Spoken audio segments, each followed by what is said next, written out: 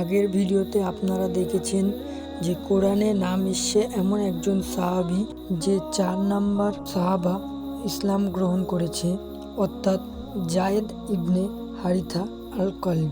এনার ব্যাপারে আজকে বেশ কিছু তথ্য আমরা এই ভিডিওতে জানব। আসসালামু আলাইকুম দোস্ত, আমি আপনাদের সঙ্গে আরিয়ান খান। আপনারা দেখছেন MD Aryan official YouTube channel. Zayd ibn Haritha ছিলেন ইসলামের নবী হজরত মুহাম্মদ সাল্লাল্লাহু আলাইহি ওয়াসাল্লামের দত্তক পুত্র, অর্থাৎ পালন পুত্র। ইসলামের আগে তিনি আম্মাজান খাদিজা রাদিয়াল্লাহু তাআলা আনহুর একজন কৃতদাস ছিলেন, যাকে তার ভাতিজা হাকিম ইবনে হিজাম তার জন্য উকাজের একটি বাজার থেকে কিনে তাকে হাদিয়া দিয়েছিলেন।